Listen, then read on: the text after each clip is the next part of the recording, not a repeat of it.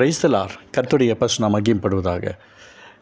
இயேசுவின் நாமத்தினால ஒவ்வொரு நாளும் நாம் ஏதாவது ஒரு வார்த்தைகளை பார்த்து கொண்டிருக்கிறோம். பரிசுத்த லூக்கா எழுதின சுவிசேஷ புத்தகம் 1 அதிகாரம் 15 வசனம் சொல்லுகிறது, அவன் கர்த்தருக்கு முன்பாக பெரியவனாயிருப்பான், திராட்சரசமும் மதுவும் குடியான், தன் தாயின் வயிற்றில் இருக்கும்போதே பரிசுத்தாவினால் நிரப்பப்பட்டிருப்பான். தூதர்கள் அருமையான இந்த இடத்துல சகரியாவிடத்தில் பேசுகிறார்கள். வயதான நேரத்தில் வீட்டில் ஒடுங்கி இருக்காமல் தேவனுடைய வார்த்தையை கேட்பதற்காக போகிறார். அவர் மேலே சீட்டு விழுந்தது. இந்த தினத்தில் நிறைய பேருக்கு ஊழியம் செய்யுங்கன்னு சொல்லி கூப்பிட்றோம், ஊழியம் பண்ணுங்கன்னு கூப்பிட்றோம், வரமாட்டேங்கிறாங்க. ஒய்ஃபை கேட்கணும், அவங்கள கேட்கணும், ஹஸ்பண்டை கேட்கணும், பிள்ளைங்களை கேட்கணும். அந்த பிரச்சனை இருக்குது, இந்த பிரச்சனை இருக்குது. அவங்களுடைய நெடுகால பிரச்சனைகள் நல்லா ஆக மாட்டேங்குது. எனக்கு பிரியமானவர்கள், உங்களுக்கு நான் சொல்கிறேன், இயேசுவின் நாமத்தினால தேவனுடைய சத்தத்துக்கும் சித்தக்கும் செவி கொடுக்கல் எப்படி இருப்பாங்க தெரியுங்களா? சீட்டு விழுந்துச்சு சகரியா மேலே, உடனே அவர் கிளம்பி போனார். அவர் போனதுனால அங்கே நடந்த சம்பவத்தை நல்லா நோட் பண்ணி பாருங்கள். அவர் தூபகாட்டுகிற போது தூதர்கள் பேசுகிறார்கள், அந்த உன் மனைவி வயிற்றில், எலிசபெத் வயிற்றில் பிறக்கிற குழந்தையுடைய லெவல் எப்படி இருக்குன்றதை கர்த்தர் பேசிக்கிறார். அவன் கர்த்தருக்கு முன்பாக பெரியவனாக இருப்பான். ஒரு மனுஷன் கர்த்தருக்கு முன்பாக பெரியவனாக இருக்கிறாங்கன்னா அவங்களுக்குள்ள என்னென்ன கிரியைகள் இருக்கும் தெரியுங்களா? திராட்சரசம் மதுவும் குடியான். திராட்சரசம் கிடையாது, மதுவும் கிடையாது. நம்முடைய வாழ்க்கை எப்படி இருக்கிறத கொஞ்சம் சற்று தியானித்து பார்க்கணும். யார் கூட இருக்கிறது?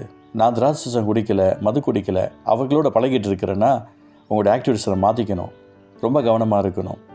அடுத்தது பார்த்திங்க அப்படின்னா, தன் தாயின் வயிற்றில் இருக்கும்போதே பரிசுத்தாவினால் நிரப்பப்பட்டு இருப்பான். பரிசுத்தாவியானவர் யாருக்குள்ளே இருக்கிறார்?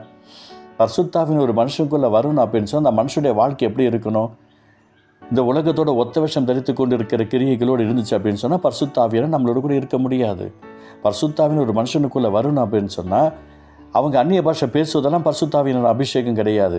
அந்நிய பாஷை பிசாசு கூட தான் பேசுகிறது. எனக்கு பிரியமானவங்க, உங்களுக்கு நான் சொல்கிறேன், பரிசுத்தாவியானவர் ஒரு மனுஷனுக்குள்ளே வரணும் அப்படின்னு சொன்னால் அவர் விரும்புகிற இயேசுவின் ரத்தம் முதலாவது அந்த மனுஷனுக்குள்ளே இருக்கணும்.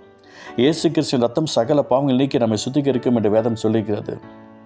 அந்த மன்றாடு தனிப்பட்ட விதத்தில் தன்னுடைய பாவங்களுக்காக, அக்கிரமங்களுக்காக மன்றாடுகிற எந்த நபர் இருக்கிறாங்களோ அவங்களுடைய வாழ்க்கையில் இருக்கிற அசுத்தங்களை, அசிங்கங்கள் எல்லாத்தையும் அந்த இயேசுவின் ரத்தம் கழுவும். இயேசுவின் ரத்தம் கழுவப்பட்ட இடத்துல தான் பரிசுத்தாவியனருக்கு வேலையை தவிர இயேசுவின் ரத்தம் இல்லாத இடத்தில் பரிசுத்தாவியனருக்கு வேலையே கிடையாது. அப்போ இந்த இடத்துல நல்லா நோட் பண்ணி பாருங்களேன், தாயின் வயிற்றில் இருக்கும்போதே பரிசுத்தாவியால் நிரப்பப்பட்டிருப்பான் என்று சொல்லுகிறது. அடுத்தது, அவன் இஸ்ரவேல் சந்ததியாரில் அநேகரை அவர்கள் தேவனாகிய கர்த்தருக்கு திருப்புவானா. இன்றைக்கி ஆண்டோடைய பிள்ளை நம்ம ஆண்டோடு கூட இருக்கிறோம் அப்படின்னு சொன்னால், ஆண்டவர்கிட்ட நம்ம பெரியவங்களாக இருக்கிறோம் அப்படின்னு சொன்னால் எப்படி இருக்கிறோம்? நம்ம ஏசப்பட்ட தான் ஜனங்களை திருப்பணும். யார் பக்கம் திருப்பிட்டு இருக்கிறோம்?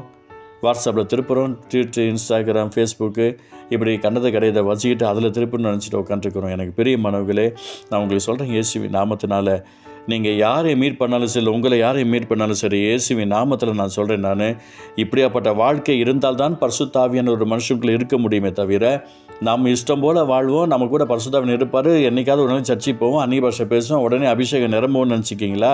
நீங்கள் கையை தட்டலாம், கீழே விழலாம், அந்நிய பாஷை பேசலாம், சத்தமாக பேசலாம், வேர்த்து விறுவிறுக்கலாம். இயேசுவின் நாமத்தை சொல்கிறேன், பரிசுத்தாவியன் இருக்க மாட்டார்.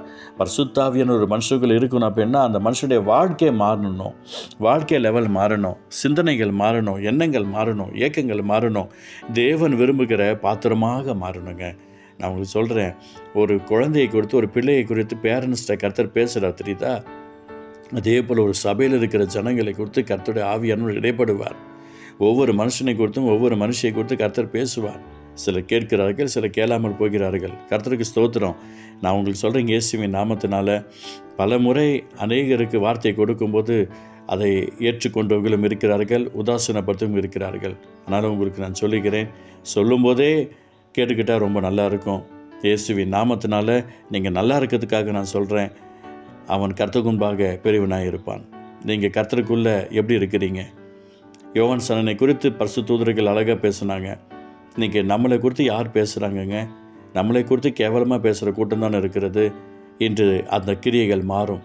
இயேசுவின் நாமம் மகிமைப்பட உங்களுக்கு நான் சொல்லிக்கிறேன். தேவ சத்தத்துக்கும் தேவ திட்டத்திற்கும் நம்முடைய சிந்தனைகள், எண்ணங்கள், இயக்கங்களை சாய்க்கும் போது, செவி சாய்க்கும் போது கர்த்தர் நிச்சயமாக ஒரு அற்புதத்தை மசித்து செய்ய வல்லவராக இருக்கிறார். அன்பு தகப்பனே, இந்த வார்த்தை மூலமாக நீர் ஆசீர்வதிப்புக்காய் ஸ்தோத்திரம். அந்த யோவான் ஸ்நானன் கர்த்தருக்கு முன்பாக பெரியவனாக இருப்பான்ற வார்த்தையின் பிரகாரமாய் அப்பா, இந்த நாளில் நாங்களும் உமக்கு முன்பாக பெரியவர்களாக இருக்க இறக்கம் செய்யும், பரிசுத்த ஆசீர்வதியும்.